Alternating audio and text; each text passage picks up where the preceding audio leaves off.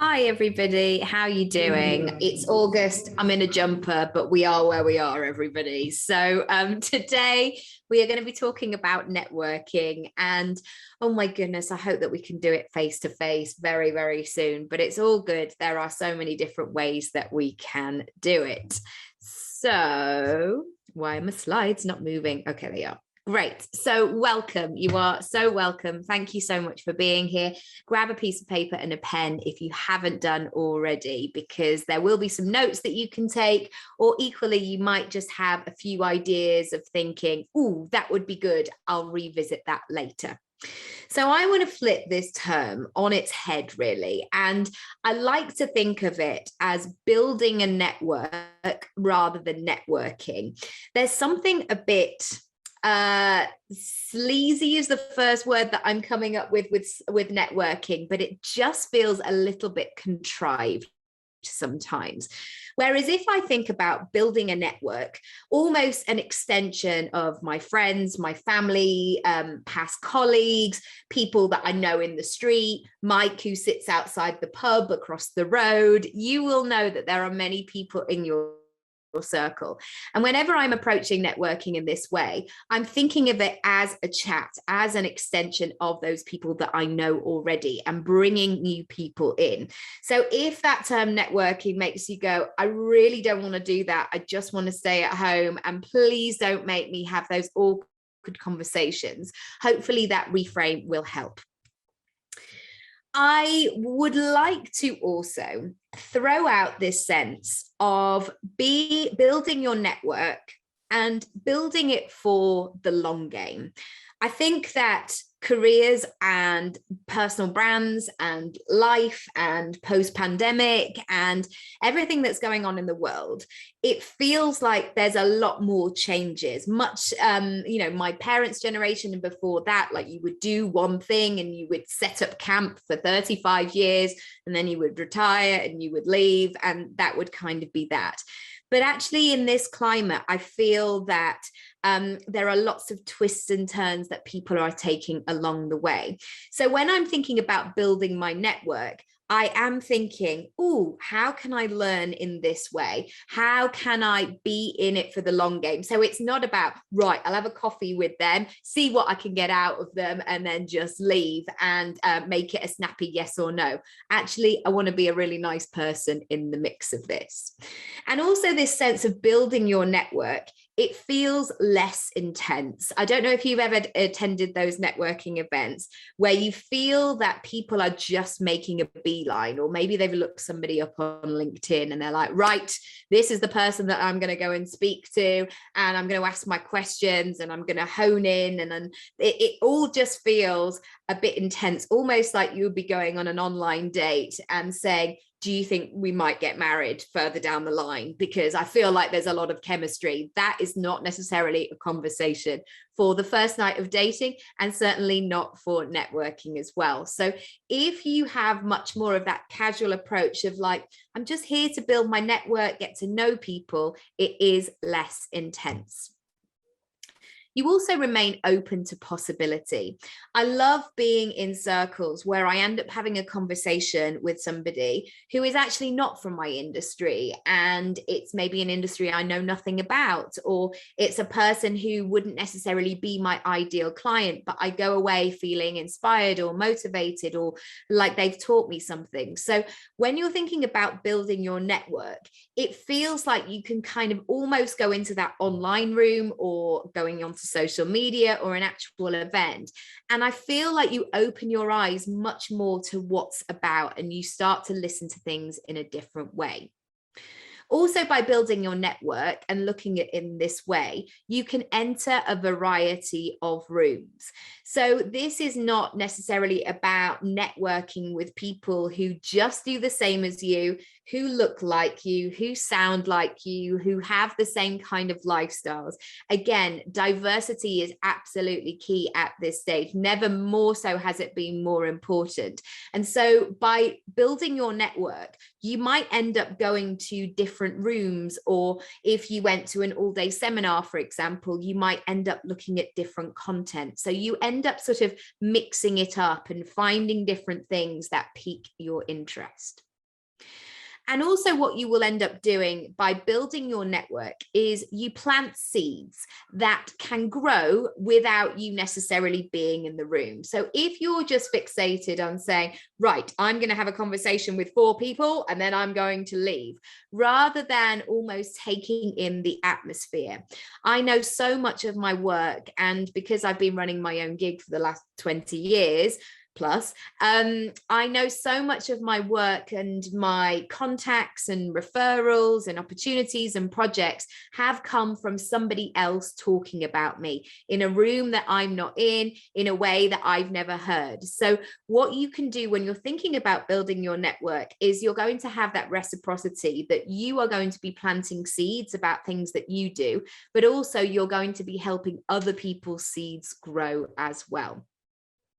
This is your opportunity to create your own rules. So if you've been to one of my talks before, you will know that I don't do templated version of, right, okay, this is what you do, guys. You show up at the event, you throw out your snappy 2-sentence, then you hand over your business card, then you do a strong handshake. You're not going to hear any of that with me. So this is always your opportunity to create your own rules. Some of the best conversations I've had in business are when I hold the lift for somebody, or if I see a mum who has to take her baby to the event and I'll say, I'll grab the other end and help you up the stairs, or the person that will say, oh, near the toilets, or who wants something being passed from the bar, whatever it might be.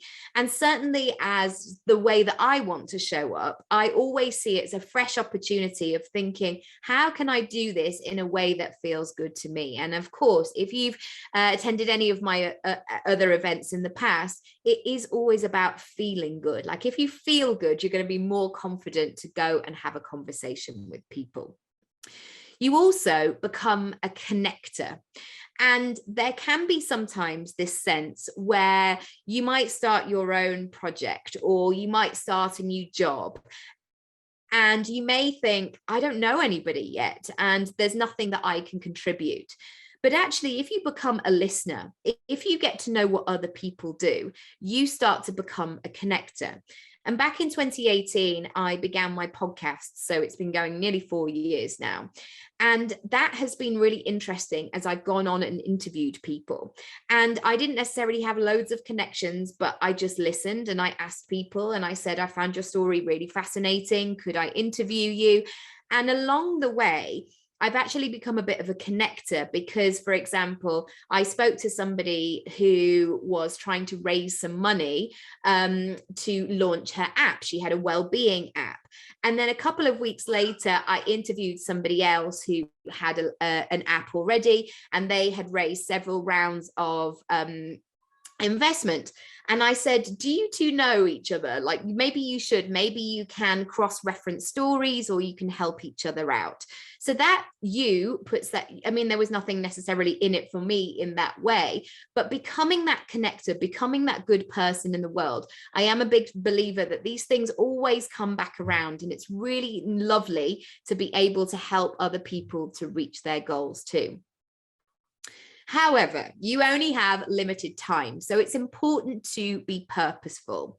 And your networking is going to take up some of your time, maybe every week or every month, every year maybe, but you want to make sure that you're actually going to gain something from it. You don't want to go and go, oh gosh, I didn't really feel like there was anybody that I could have a conversation with, and I didn't really know what to say, and I haven't picked up any business cards, I haven't made any connections, and that event just wasn't for me.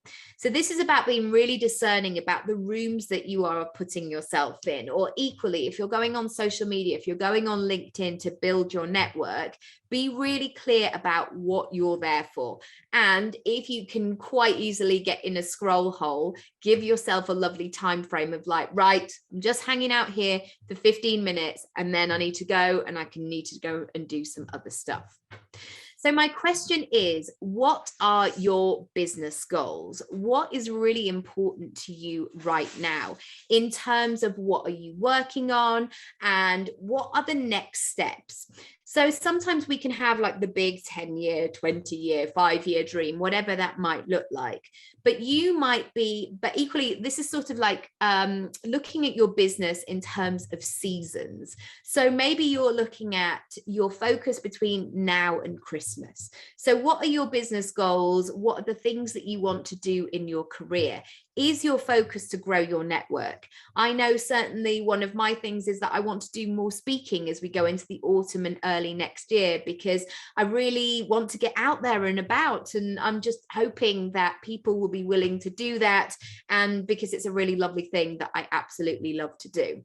So if we do well, sort of the practical aspect of the chap Stephen Covey's 7 Habits of Highly Successful People, if you begin with the end in mind, as in, right, these are the things that I want to tick off my list, you can then reverse and engineer the process and be really clear about the action you need to take.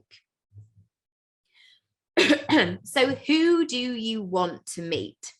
And I think sometimes it can be really easy to be generic at this stage of like, I just want to meet inspirational people, or I just want to meet like-minded folk. See if you can get specific. So if you have a goal to get your business or your brand or your career into the press, you probably need to meet some journalists. You probably need to build some relationships. So who are those people? Where are they hanging out? What is the language that they use? What are they specifically looking for at this time? What's on trend? What are people? Well, I guess what are the absolute no-nos as well? I always do the other side of those sorts of things. So be really clear about who you want to meet, because these people are available on social media. They are right there. And whenever, and I've coached so many journalists over the years, and one of the things that they're always saying is they are actually looking for the stories as well. It needs to be a two-sided relationship. So they're not just kind of hidden away in a faraway land. They actually need the stories and the case studies, etc. So what is important to you right now? So what I want to do over the series of these next few questions is really give you a sense of you knowing that when you go and you network and you're in the room or you're having conversations, that you really have something to say for yourself. This is not a time to be vague or saying, I don't mind. We're kind of just not going for the vanilla version of talking about the weather or talking about where you're going on holiday. Really think about how you can leave that long-lasting impression and how you can have that connection with people.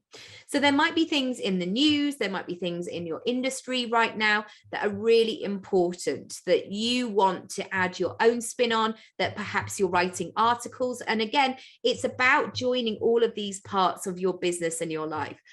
Excuse me. So it's making sure that who you are and what you're writing about, whether this is content, that you are having those sorts of conversations as well. So all parts of your personal brand pulled together. So the stages of meeting people, let's go into a bit more detail here. So there's going to be opportunities online and offline, but let's talk about online first.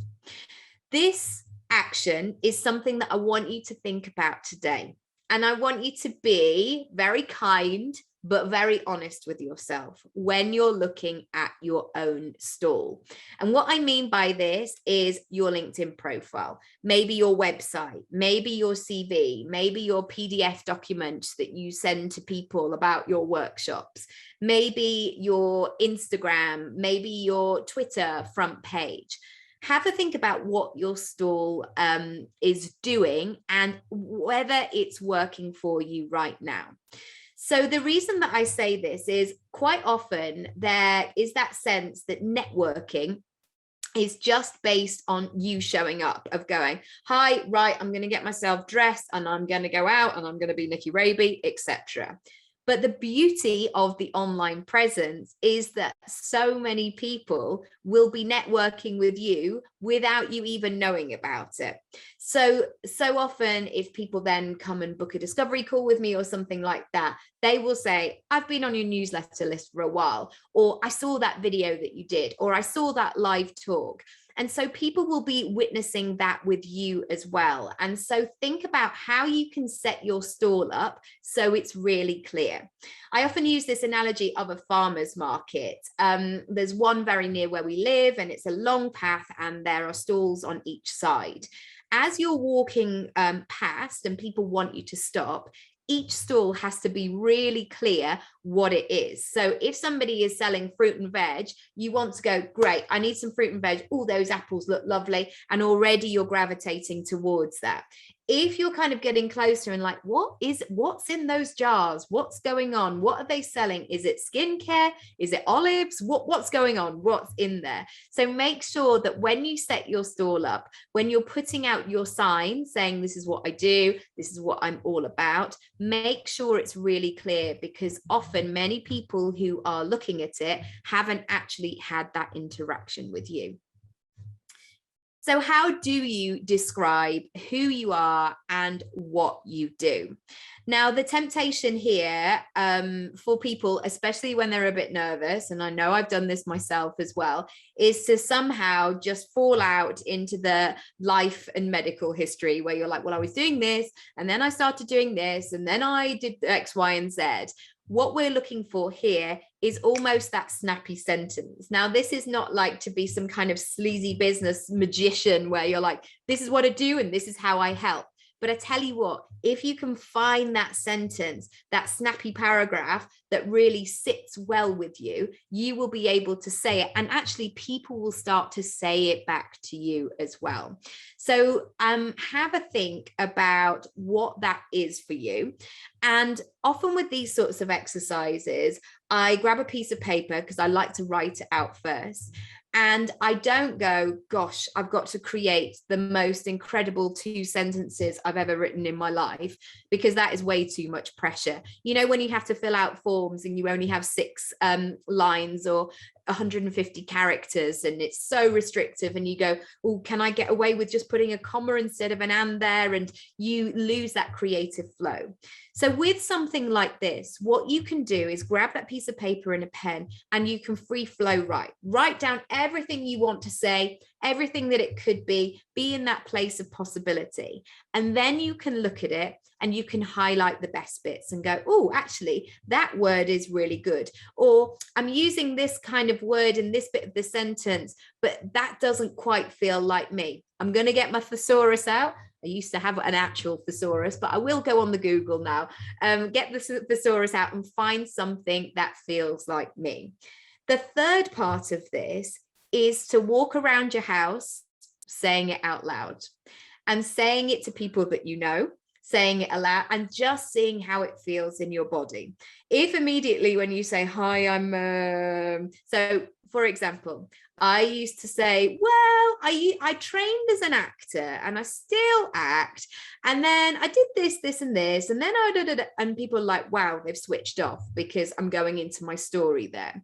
But these days I say, I have a portfolio career. I'm an actor, coach, writer, speaker, podcaster, done.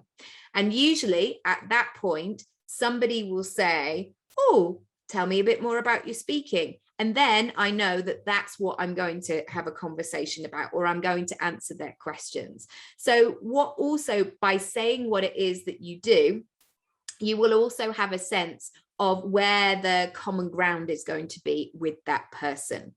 But if you find, as you're saying those snappy sentences, you're looking down slightly, or you're just feeling a little bit uncomfortable, I always see that's an invitation to go a bit deeper and go, haven't quite got it yet. What is that thing? How can I make it feel more like me? And so it ripples off the tongue.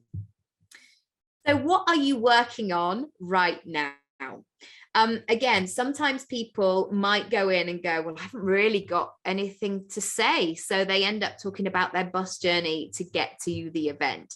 So have a think about what you're working on right now. If you're not working on anything right now, have a think about what you're interested in right now. Maybe there's something that you've watched recently, or something that's inspired, or something that you're thinking about and you're not quite sure what the idea is going to be, but you're in research moment at the moment. So again, it's about being really focused. So the conversation becomes an exchange where you actually get to know each other with whoever it might be, and you have something that you can prepare in the meeting, prepare before the meeting, so you're not feeling in that meeting that you're like, oh gosh, I feel like I'm just waffling on. Where are you struggling and where do you need support?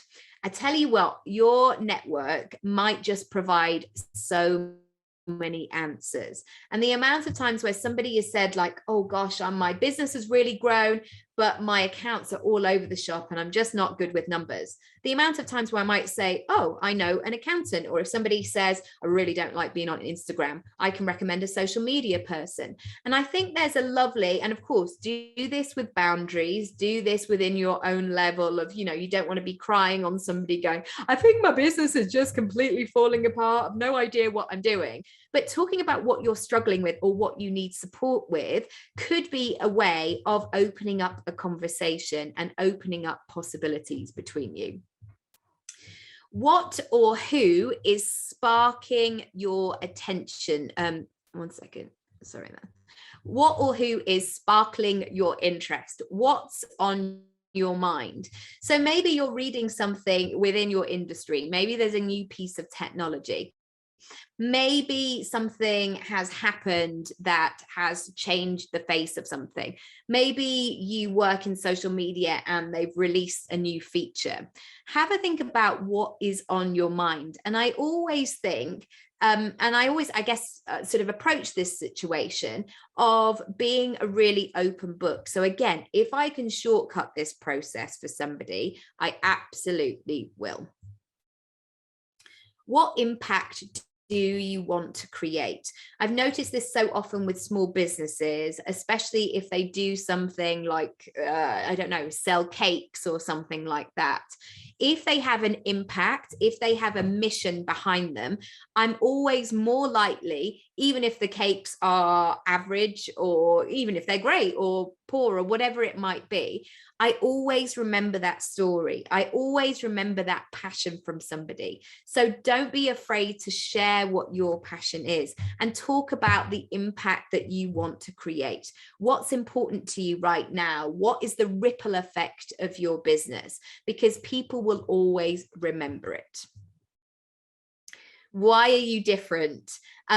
Imagine that you are going to a conference or a room and you are the 10th person who does something similar to you that this particular person in front of you has met.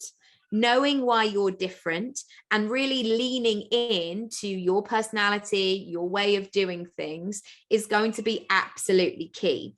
So again, I know that so many of us want to blend in or not stand out or not be too confrontational or anything like that, but do lean into those differences as well. If you are somebody who's done lots of different things, or you have other parts of your home life, for example, that are interesting, or if you are somebody, for example, that travels all the time, but you make your business work for you, really lean into those differences because people will remember them. Okay, offline and in person, be in the moment, but also remember why you were there. We've all been to those events where somebody's having a little conversation with you, but they are looking around, they're on the phone, they're looking in the distance to see if anybody more interesting is coming in. And for you on the receiving end, it doesn't necessarily feel great. Equally, we have all been in those moments too, where we felt that this conversation is kind of coming to a close for us, where we're like, yeah, I feel like I'm done here, and you need to politely leave. And you know what? That's okay. Be really clear about why you are there and what you want to gain, because it can be really easy, I guess, to get stuck talking to somebody. So make sure that you've got some sort of polite way of being able to get out as well. Think about how you can leave a positive impression. How do you want people to feel? What do you want people to know about you in this way? And this could be something physical, like a business card, or the way that you do things, or something that you share, but really thinking about leaving a positive impression. You never want to have that sense of, gosh, that person was really going on about how they've been up all night, or they're not sleeping well at the moment. There are definitely lines, even though you want to be your most authentic self, of course, and I'm saying that because that word is so overused, but you want to make sure that you're leaving that positive impression, and that you want to show that you are professional and you know what you're talking about, etc. I often like to think, how can I help who I am talking to? So this is about asking questions. This is about reversing, what are you struggling with? Or what are you looking for in your business? Or is there anybody that you're looking to be introduced to? Ask those open questions, because it can be really lonely sometimes, especially in your career or work, where you're just trying to figure things out and you can feel a bit of a lone ranger. So if you can be that supportive person who will say, oh, I can help you with that, or I've got a link that I read a couple of weeks ago, I'll send you the link and you can have a look. Really think about how you can help, how you can be useful, rather than just another person who's trying to have all the conversations. Who do they need to meet as well? So you might hear those conversations of, I'm really looking for investment at the moment. Or quite often when I go to events, I hear people saying, I'm looking for somebody to set up a business with. Like, somebody might know that they have all of these skills, but they're looking for somebody to fill in the gaps and to work with in that way. So really listen and really see if you can help where possible. And how can you be one of those people who does what they say they will? How many times have you met old friends or old colleagues in the street and they say, oh my goodness, we've got to do lunch one day. We must do that. Absolutely. And then you never hear from them, or they'll say, I'll email you that thing, or I'll give you a ring sometimes. And again, it's never followed up. But if you can be one of those people who keeps your word and your action this close, it's going to pay off so much. Not only is it going to be a welcome surprise for the receiver, who will say, oh, wow, oh gosh, they actually sent that. Oh, that's really useful, actually. Oh, what a lovely thing to do. There'll also be this sense of that person sticks to their word. And suddenly you become safe for other people to put you forward and to think about things in a different way. So how can you be one of those people who does what they say they will? And then next, so you've done your lovely snappy sentence, you've had your great conversation. Where do you want to direct people? How can you continue this relationship? And this is not about pushing it and going, right, okay, can I have your name and your address and your phone number and your birthday? And do you want to do lunch? And when are we? This is not about being weird and pushy and overcommitting things, but asking yourself where you want to direct people. What would be the best way of doing things? So you might say, can we exchange emails, or do you have a website address? But often something like Instagram or LinkedIn is something really great that you can do at that time. And then also you're clocking that name and you're really understanding who that person is. Some people might disagree with me, but you know what? It's okay to be keen. Excuse me, I'm just going to have a sip of water. It's okay to be keen. And what I mean by this is most people won't do the bare minimum. Most people won't follow up. Most people won't send the email. Most people won't do what they say they will. And if, again, you are that person who does the email of, I thought you might like this, or we had this conversation and this was the article that I was talking about. Or sometimes it comes up for me when I will message somebody and say, oh, I had this podcast episode, I thought you might like it, etc. And I will share that. So it's okay to be keen, but definitely there is a fine line between being keen and weird. Let's just say that. And also to be a genuine supporter of someone's work. I know sometimes people can go, right, I'm going to follow them, and if they don't become an ideal client within 2 weeks, that's it. They're off the radar. No more. I thought they were a warm lead. They're a cold lead. That's it. I'm moving away from this. If you can just be a genuine supporter of somebody's work, and that's not just following them around and saying, hi, oh, I really like that post. Oh, that was exceptional today. Again, it's about having that lovely boundary in place. But to be a genuine supporter of somebody's work, I always feel like that once I've interviewed somebody on the podcast, it feels like I've done a long distance flight with them, and they're always on my radar. And if I can, I will always help.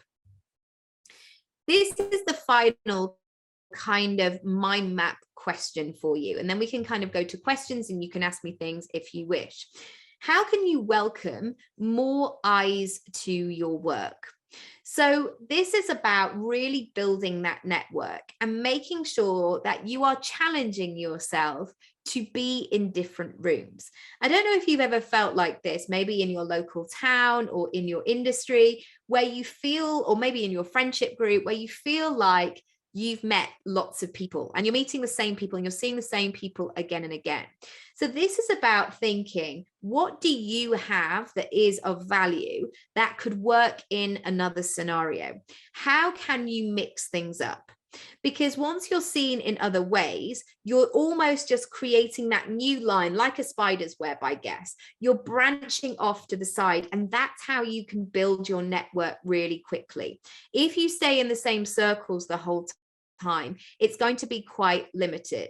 So when you're looking at your content, whether you're a speaker or whether you're a contributor, or maybe your organization is looking to collaborate with people, make sure that you're thinking outside the box. Make sure that you're looking at things creatively and looking at how you can turn things on their head slightly.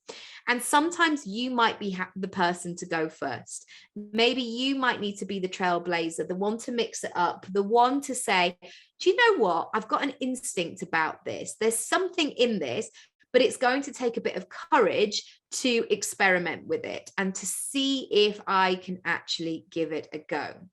And also, one final moment here is, I guess, to measure what is happening. So I might say on one level, like, yeah, I network all the time. I have conversations, absolutely.